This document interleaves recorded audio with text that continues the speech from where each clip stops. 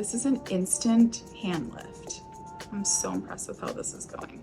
Hey guys, today I'm doing something very different. I'm actually a little nervous, but I had a consultation with Nurse Chelsea and she made me feel better about it. So I am getting, I believe, Radiesse in my hands. So all of these lumps and bumps, you know, my skin has gotten much thinner as I've gotten older. So she is going to plump this up and I'm going to take you with me. She's going to explain everything as normal. I do expect that I'm going to be bruised because I bruise easy. Anyway, whatever. I'm not ashamed of what I'm doing. So if I'm bruised, that's fine. So I want to show you what it's all about and let's get going. Tell me what it is about your hands, if you don't mind sharing, what it is about your hands that you want to improve.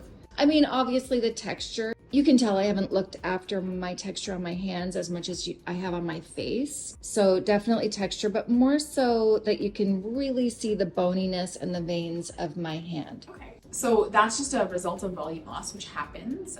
Hormonal fluctuations throughout life cause our fat dynamics to change. And so we lose a little bit of fat in the hand, and that's one of the telltale signs of sort of age. That's why it does bother people so much. That and pigmentation. So compare our hands, Julie. So I'm 35 and Julie, you are 50. 51. 51. Yep. So the difference in our skin, there is some texture differences.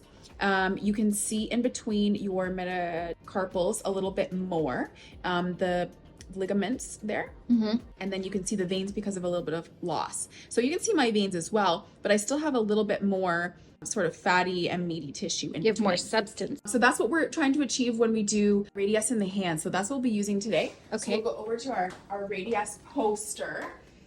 You'll notice that it boosts collagen and elastin and gives a little bit of a lift. It's got an immediate and a long-term effect. So that's why we like to use it in the hands, because it not only fills and gives you that plumpness, but over time, over an 18-month period of time or so, the studies show that it will continue to force collagen and elastin growth. That's what we're going to do today. We're going to essentially take Julie's hand. We're going to do an entry point back here, and we're going to kind of just lightly fill in these areas with a hyperdilute Radiesse, which is an off-label procedure. I just want to say that. And we'll see what it looks like right after. It's an instant effect, and it is not painful, Okay. Although it might look a little bit more gruesome, but we're just really under the skin, and we're going to use a cannula. The idea is that it's blunt. It doesn't have a sharp tip on it, so therefore it can't pierce, and it's the piercing part that hurts. Right. So it just slides. There's a little bit of a space that we can slide the cannula through, and it slides pretty nicely. There could be some bruising at the site. There could be some bruising in the hand as well, as we might push through the tissues a little bit, but not really too bad. So it'll be very similar to regular dermal filler aftercare, where you just, lay low for a couple of days, and some massaging might be necessary, but I'll usually do most of that for you. Okay. It's really not a lot to it. Stay out of the sun, as anything that's healing is more prone to burning. And that's about it. Drink lots of water. Okay, so she's put the numbing on and she's gonna let that sit for a bit. I'm not sure, I forgot to ask her how long. This is where she's gonna put the cannula so I don't feel that, and I'm excited. So Nurse Chelsea takes a before photo and then Can you spread that just like that? there we go. Radiesse is a product that's actually been around for a long time. Radiesse was originally created as a stimulant for bringing collagen back for HIV/AIDS patients who were taking a lot of antiviral drugs that caused the fat in their face to be reduced. So they were trying to find something that would stimulate, if you reverse that and stimulate the collagen back. They found Radiesse. And then, of course, like we do with everything else, we steal it into cosmetics. But it's actually been around a very long time. Decades and decades, and its safety profile is also excellent. What's the difference between it and Sculptra then? So Sculptra is PLLA, so polyl-lactic acid. Radiesse is CAHA, calcium hydroxyapatite. And they work sort of similarly, but Radiesse will produce collagen and elastin. Sculptra will help produce collagen. They do them in different ways, but the idea is that they both stimulate. The Radiesse also acts a little bit like a filler as well, where the Sculptra doesn't. The Sculptra is just the injectable fluid. The fluid gets absorbed and then the particles remain and stimulate the fibroblasts. Radiesse acts as a filler and a stimulant, but just using something a little bit different. So you get immediate results. You get some immediate results and some long-term results. Okay. You gotta listen to your patient. They're all coming from different thought processes and concerns. I'm more self-conscious about my hands. So case in point, I've been listening to you. That's why I thought that this would be great. We are gonna use a needle to make the hole, and then that's all we're gonna need the needle for. You see how the skin's kind of thin and kind of can be pulled up like that? We're gonna try and fill in these sort of spaces. We're gonna go right here. This is the part where we have the little poke. Good job, Julie. I'm just gotta make sure we get through that skin, and we did, and then there we go. And then usually it's quite hard to find it after. Need a magnifying glass. Yeah, it's so small. But it did make it through the dermis, so just let me know if I'm hurting you in any way. See it gliding, it's so cool. We can do other skin firming techniques like radio frequency microneedling. We do some of that. See that filling? You might be able to see a little bit here. I can't even feel that. Now you might get a numbing sensation because there is some lidocaine inside of this. Like, look at how just instant beautiful. So we do that, and then anything pigmentation related, we can do Pico or we can do IPL on the hands. Of course you can use retinol. Anything that you use on your face, you can technically use on your hands. As a matter of fact, in the staff room, we were just talking about SPF for the hands. Really good idea to do that because we all drive.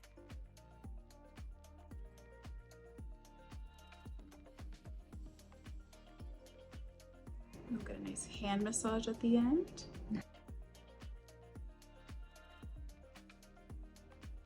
Look at that, looks great. Doesn't it look great? It looks so good. So I just want to do this part here. Isn't that good? I'm young again. What's lovely is the biostimulation that happens later. That's like, for me, that's the most important part. So it just keeps going. It just keeps going. I am all about the help. There is not much that we can do to truly ensure that we get the stimulation of collagen in our skin. And this is one of those sort of sure ways. I just love biostimulation. So because this is not hyaluronic acid, it cannot be dissolved. If you don't like it, you're stuck with it. That's one thing. Of course, there can be sort of formations of like little bumps or whatever, and that's why we massage really well. There's risks with all of these procedures. I'll never say there's not. Bruising and swelling is almost always a sure guarantee, but there are ways that we minimize that risk. Proper technique of injection is one of them. Using a cannula can sometimes reduce that risk for us. Going slow can reduce those risks for us. Watching the tissue, making sure everything looks good. It's a little red and irritated. You can see that from me gliding in there, but and so I'm desperate to not put another hole there for you, so I'm going to try and use the same one to get into the other areas that I want, but if not, we might need to. Okay. Make another little hole. I think I got it. How you doing, Julie? Yeah, fine. So for this one, you do not need to be afraid of massaging it. So tonight, if you want to take some hand cream and massage down the areas of injection, go for it. We're almost done this hand. Whatever's left in this syringe is all I've got for this hand. Okay. So after we do this, we can always reassess in a few weeks and see if we need to do more as it settles. And then after that, that's usually good. You're good for a while after that. Okay. This is hand rejuvenation. I love it. Very cool. I've got that little bit of just volume back. Nice. So here you can see this tendon more. Yeah. And then on that side, it's more flat looking. And here we go, little poke. Yeah.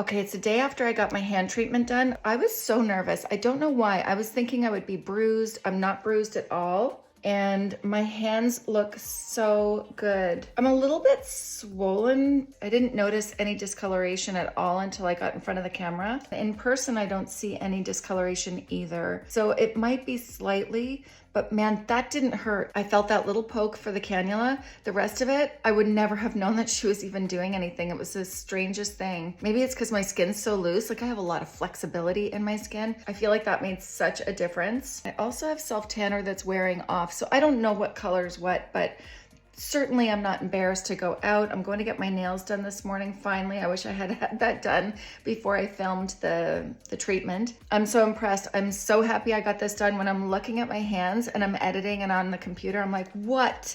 Whose hands are these? So thank you, Nurse Chelsea. It's awesome.